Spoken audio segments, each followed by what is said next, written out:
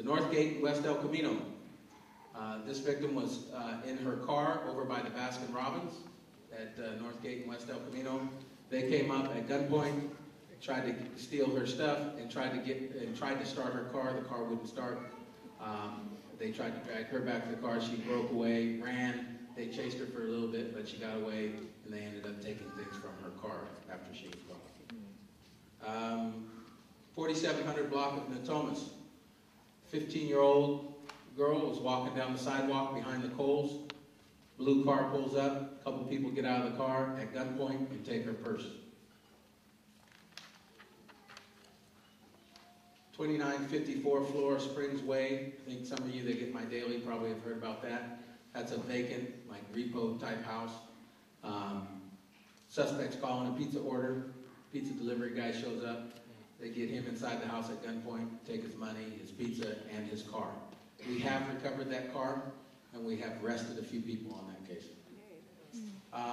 Del Paso Road and Cary Road. Two people, I think they were brothers or cousins or something like that, walking back from the AM/PM, and a red car pulls up alongside them at gunpoint, takes their cell phone as they're walking back home. Stone Creek in West El Camino.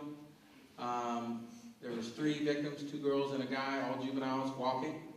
And the suspects came up, pointed the gun at them, and took the girls' purses.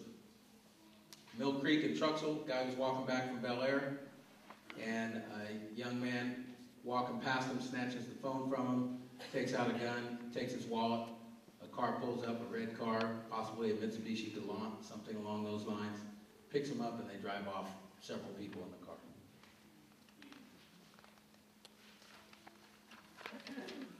Last one, 2700 block of Doreen. Victim came home while she was getting out of her car. She was getting her stuff together, her drinks and things like that.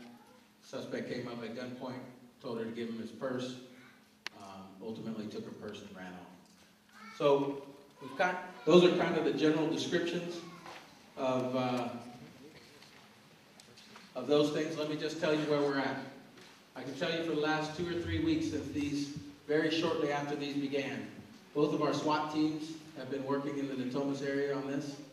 Hopefully you didn't see too many of them because they don't wear uniforms and they don't drive in marked squad cars.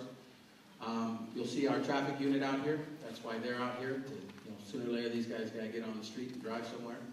Our POP team, the entire POP team in my station has been assigned to Natomas for this issue.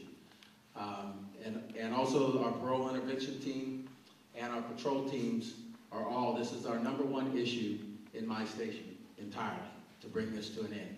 The good news, like I said, on the 24th, since the 24th, there have been no more home invasions. There's been 1 more robbery in all of Natomas since the 24th, and that was somebody snatched a cell phone from somebody walking in the parking lot over by In-N-Out Burgers. No gun, no knife, just ran by and took the cell phone. So that might or might not be related to these. And so there's essentially been one of these sort of crimes since the 24th. That's a good thing. The bad thing is we know for a fact we don't have all the suspects.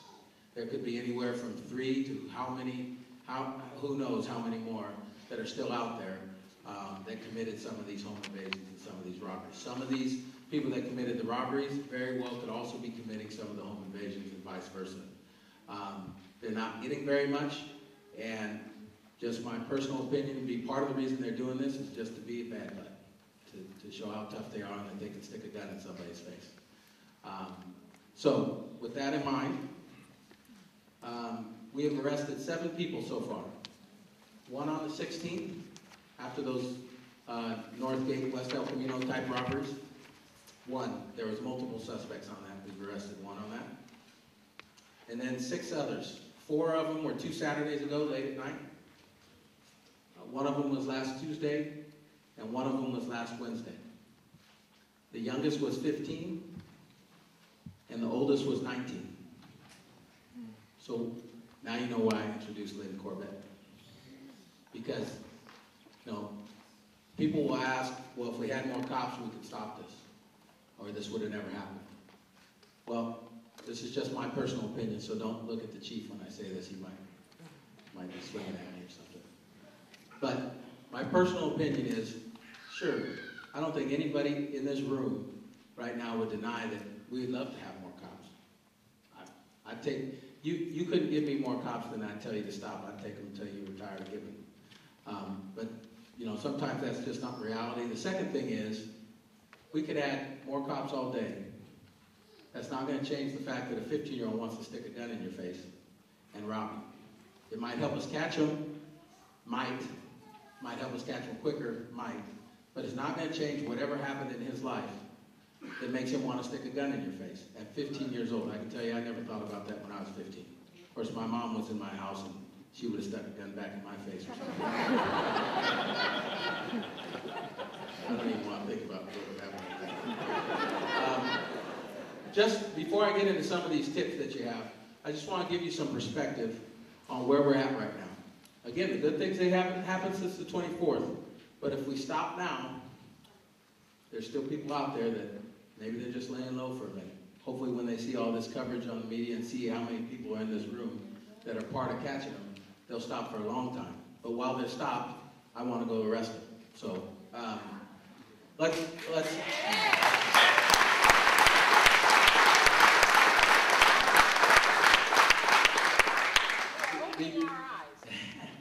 before I get into the perspective part, I can tell you right now, you could probably stop any cop on the street. Actually, I dare you to do this. Coffee shop or something. Stop any cop on the street and see if he doesn't know about these home invasions. I guarantee you he will. He'll probably tell you more details than I just gave you, and then I'll have to talk to him. So, let me just tell you, in 2007, the whole year in Natomas, there was 23 home invasions. The whole year. We've had 15 in the last month. Last year during this time frame, June 1st to June 24th, we had 6 home invasions. Again, we've had 15 this year. Last year in North Natomas, they had 0 home invasions. This month, they've had 7. In South Natomas, not the Gardenland Northgate area, they had 4 last year during this time frame. We've had 6. In Northgate Gardenland, they had 2 last year, and they've had 2 this year. So that gives you perspective of the increase. So if you now turn to, I think it's the 3rd to last page in your packet, on tips. I'm not going to insult your intelligence by reading each one of these. You can do that on your own. I'll just give you an overview. I can tell you right now, like I told one of the reporters out front, we don't catch too many criminals and solve too many cases without your help. That's just the truth. I cannot remember very many cases, nor are there very many cases, that at some point along that investigative line, we didn't get some information from the community. Whether it be, you know, I saw a blue car parked in front of my neighbor's house, or here's the license plate that I saw, or I saw a black guy, or a Hispanic guy, or a white guy, or a girl walking out of that backyard. I didn't think anything of it at the time. Almost every single thing we solve involves you, at some extent. And that includes, you know, the littlest, tiniest thing that you think is the most insignificant thing in the world. If you ask some district attorney, there's nothing better than, well, why did the neighbor see your car parked in front of the burglary house when you said you've never been on that side of town? I can tell you that just happened recently on a major crime in Natomas. I haven't been up in that side of town for 10 weeks. Well, what's the evidence that shows you were there all day that day?